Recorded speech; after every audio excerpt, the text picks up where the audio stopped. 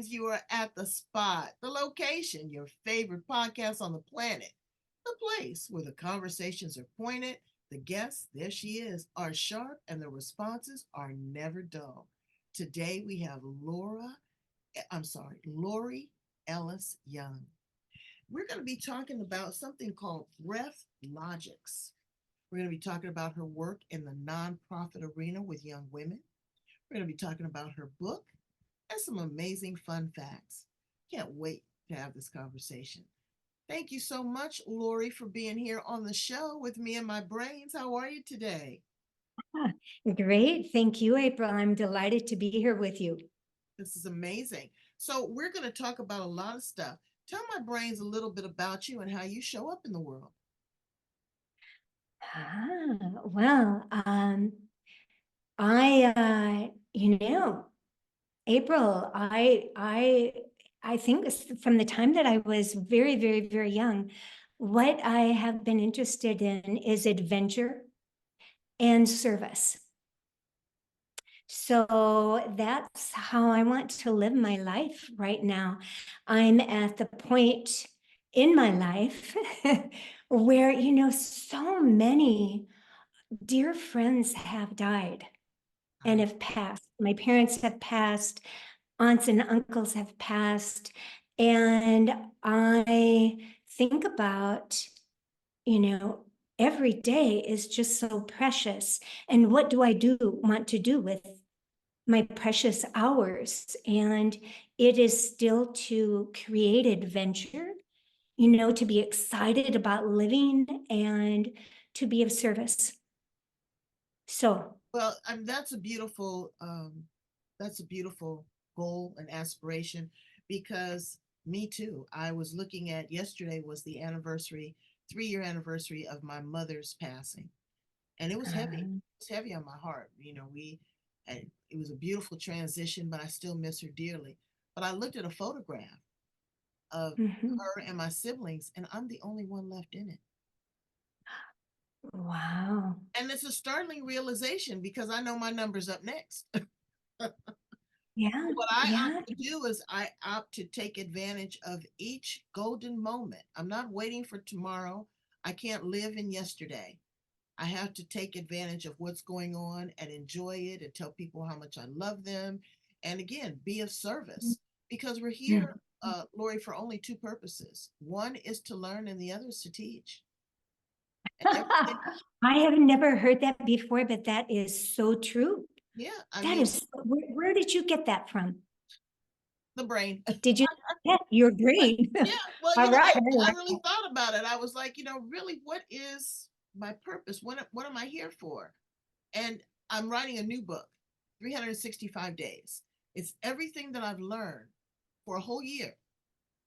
And if I could multiply that times 61 years, can you imagine the amount of knowledge that I hold? So, what other people are doing? Tell us a little bit about the work that you do with Breath Logics, and what is Breath Logics? Well, Breath Logic is a nonprofit, and I wanted the name to be Breath Magic. But my board decided on Breath Logic, and I guess that's probably better for the general public, and it's more brainy because I know you like brains. So basically the premise is that if breath is life, which we know it is, it's the most important thing that we do is to breathe, but so few people put importance or emphasis on it.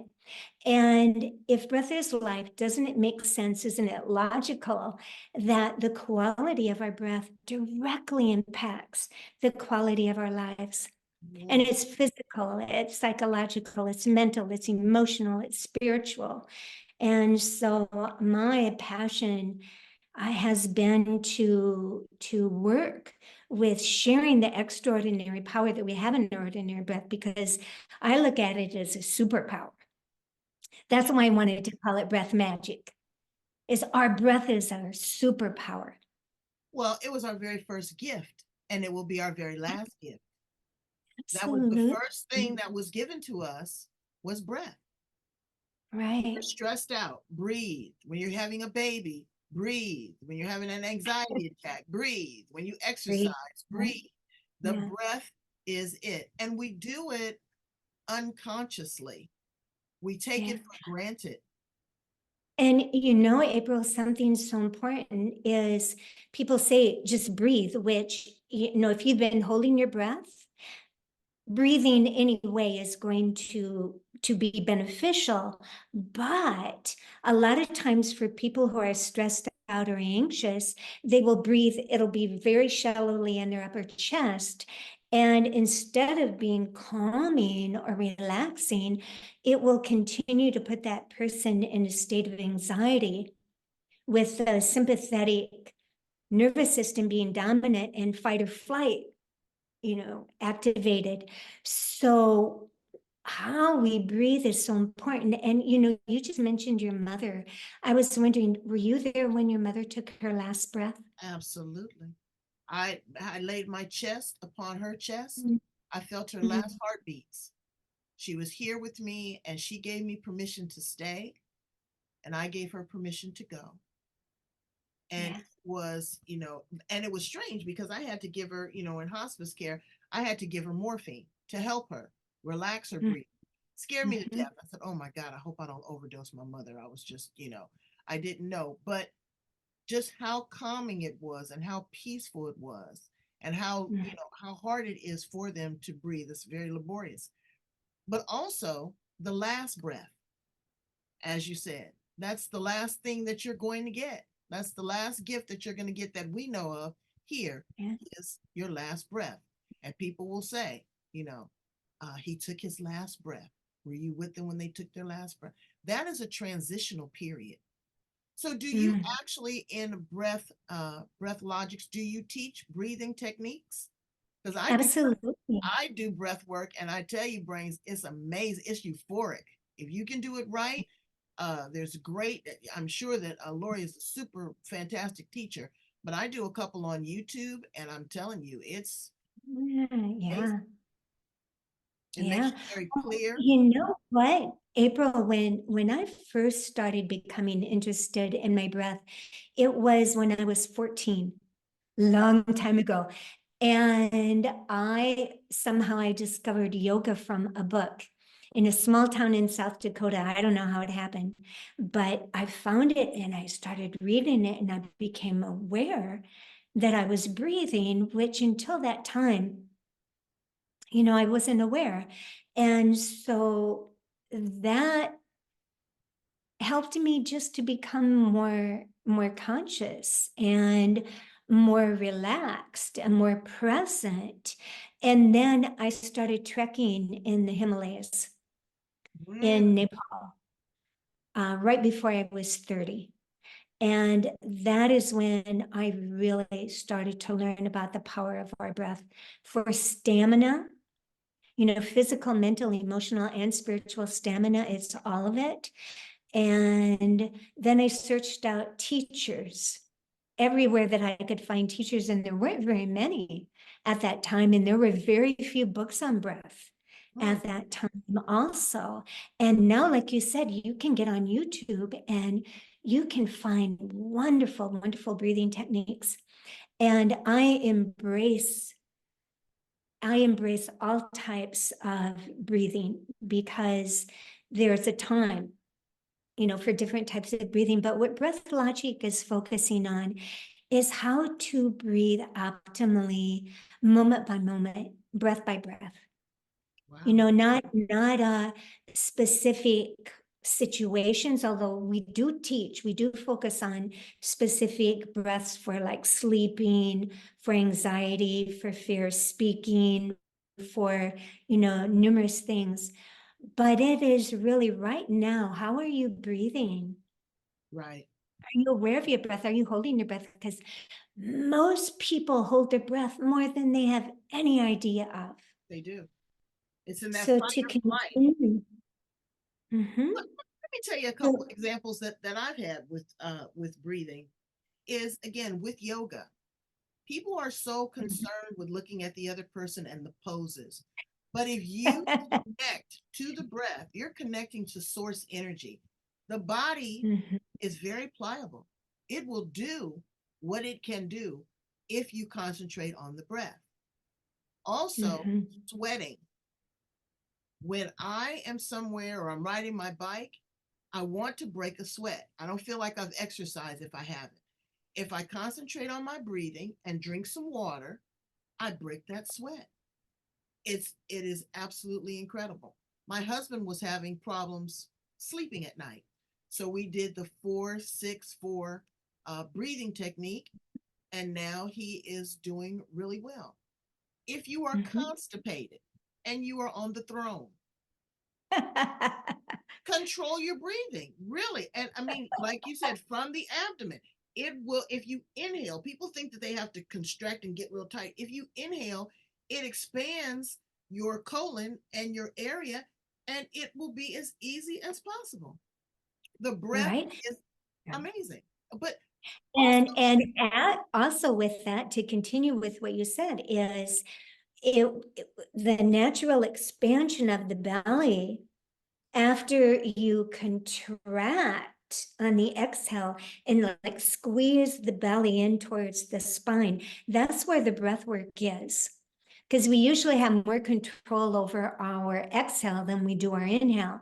Now, when you're doing that, you are massaging your organs of digestion and elimination, and you are not going to be constipated. no, you're not. And I'm telling you, brains, it works. But one other thing that I noticed, I have sleep apnea.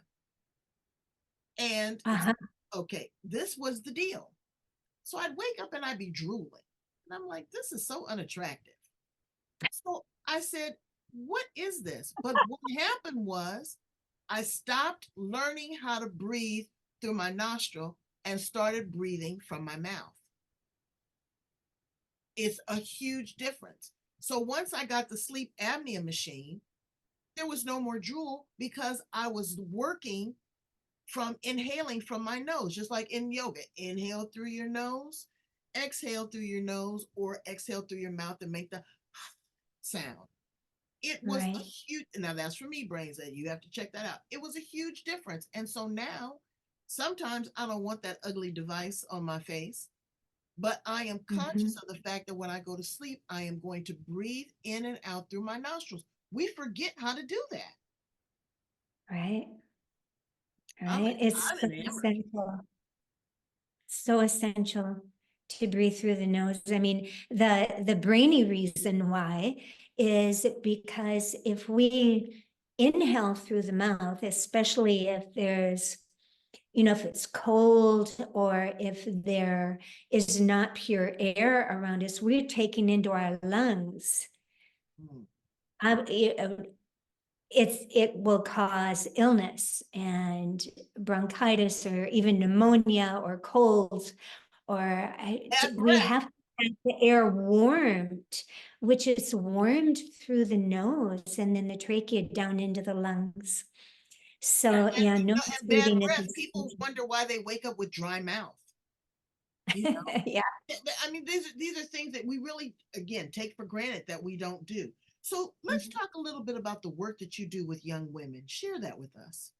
Oh, that has just been such a joy for me. I mentioned that I started learning about breath when I was in my teens, and I wish so much that I had really understood more about my breath when I was really young, and more so when I was in my teens. I was so timid and shy and afraid to speak, and knowing how to breathe just empowers you. So the girls that I work with are girls of color in the Twin Cities, in the inner schools of the Twin Cities of Minnesota. And they're with an organization called Girls Taking Action, whose founder is Dr. Verna Price. And something I want to say is, in September, Mayor Adams of New York City made it mandatory that in every single public school, in every single classroom in New York, there would be mindful breathing daily. Wow. Because he knows how important that is for the well-being of the children. And then, of course, that's taken out into the entire educational institution. Well, Dr. Verna 10 years ago realized how important breathing in schools is. So we've been going into inner city schools for about 10 years now. Wow. And the Girls Taking Action has 4 mantras that all of the girls say. I am valuable, I am important, I am lovable, I am powerful. And if you think of that with the breath, I am valuable. If something's valuable, you pay attention to it, right? You treat it well. Taking time to breathe, to slow down our breath, to breathe deeper, to ground ourselves, is treating ourselves like we're valuable. It's a kindness inside out. Absolutely. And then with the important, are we important enough to spend time on? Are we important enough to take time out of our day and practice our breathing? Practice different ways to breathe that strengthen our presence and our empowerment, our positivity, Absolutely. positivity and positivity. And then also the lovable is, when we work with our breath, we work with the heart. It's an anatomical given. The lungs embrace the heart, and it's physical. It helps our blood pressure.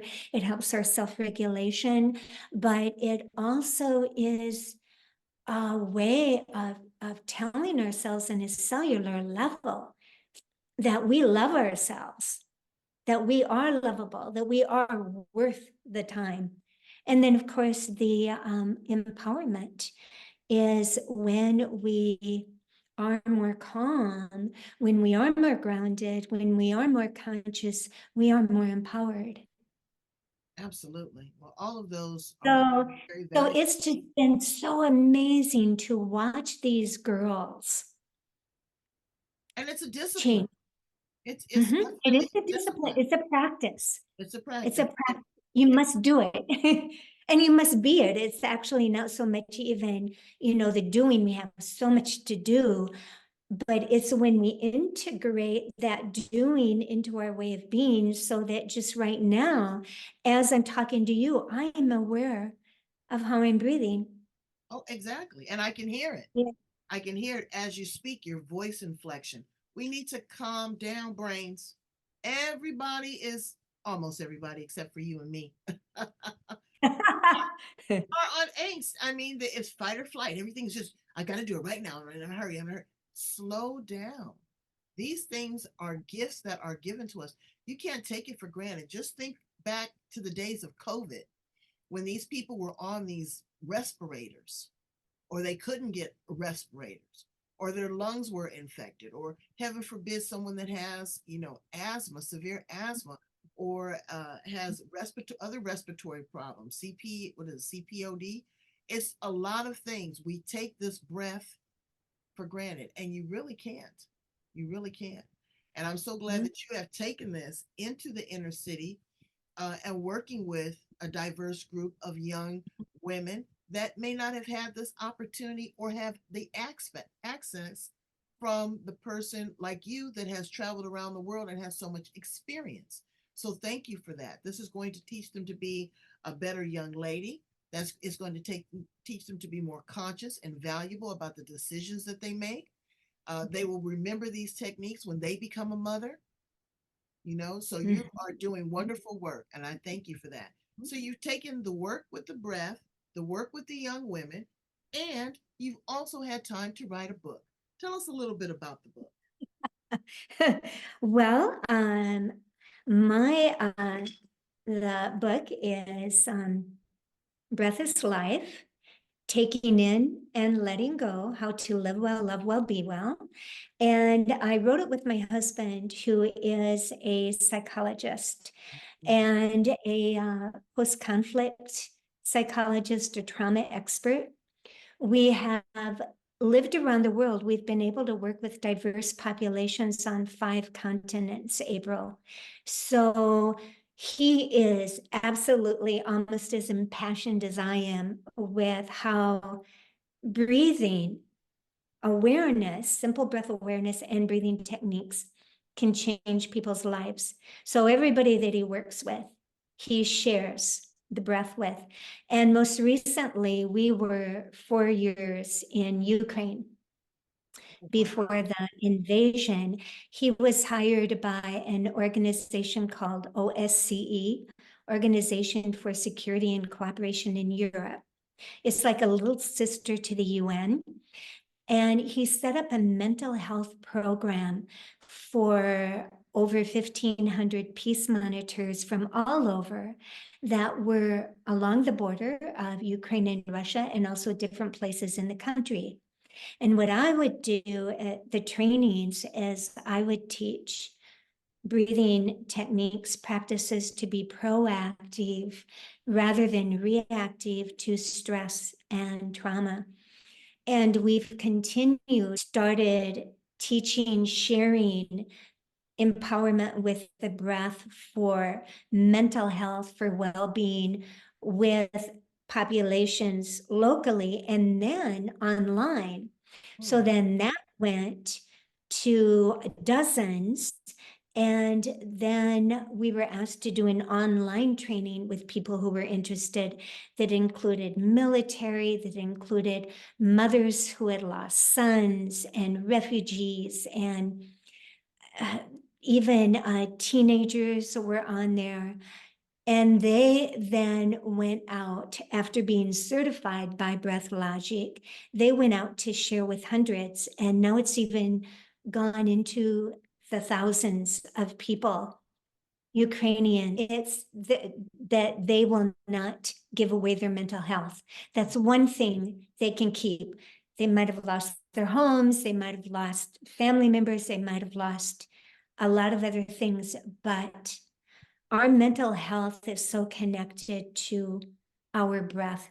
So the book, we wrote most of it while we were in Ukraine. And what's interesting, it's blue and yellow. And that was just kind of a fluke. The person who did the cover for us just got it in a meditation, and yet it's the colors of the Ukrainian flag. So the book is filled with stories, April, because I think people learn best through stories, right? Yeah, they do. They do. And there are our stories from working with many different populations. Like I mentioned, the girls taking action, but also a group of girls that I was able to work with that was just so amazing was when we lived in Cambodia. Girls, young girls, April, that had been rescued from brothels. Oh yeah, the human trafficking is huge. Some of them had been chained to their beds. And if you can imagine how, broken they were and disconnected from their bodies with what they had made to do, what they had experienced. And a woman who taught a very vigorous yoga worked with them for 2 years. And I worked mainly with the mindfulness and then laughter yoga. In the beginning, there was no way they could even close their eyes because closing their eyes was too painful and vulnerable. And so after 2 years, they were able to reclaim their bodies and reclaim their bodies as a sanctuary. And I think that's one of the biggest things with what we share in the book are so many different techniques for so many different people, whether it's young school children or elders, is how do we experience our bodies, our connection of body, mind, and spirit as a sanctuary when there's so much craziness out there, whether it be war, politics, or illnesses, or climate change, or whatever, that we can have a respite inside ourselves. Right. Right. Absolutely. And you know, it's And it's fun to read. It's George is scientific. He does the neuroscience, but he does it in a way that is easy to read. And okay. the brain. So I'd like you to imagine this now as I read this. The brain, the breath, and the heart go into a bar, a juice bar, that is, to discuss which one of them is the most important for a human's health and well-being. The brain and heart nod to each other with assurance that, of course, it has to be between them. The brain orders a triple wheatgrass, makes his voice deeper, downs it and thunders, I am the brain. There is no contest. I am the body's control center, and I command everything. Thrusting its arms overhead in a victory position, the brain roars, I am the most important. The heart, mindful of all the plasma pumps and loving the color red, orders a tomato beet juice and sweetly declares, oh, dear brain, you are magnificent, truly wonderful, popular, powerful. I just love you. The heart demurely sips its drink and rhythmically continues, but with all due respect, I am the body's center and motor. The heart gently but courageously affirms, it is I who am the most important. Sipping from a glass of oxygen-rich water, the brain sighs, a long, deep, breathy, slow sigh. The breath loves to sigh. Ah. Dear brain and dear heart, you are both remarkable and so significant to the well-being of each and every person. However, desiring to prove its merit without words, the breath puts down the water and silently heads out the door.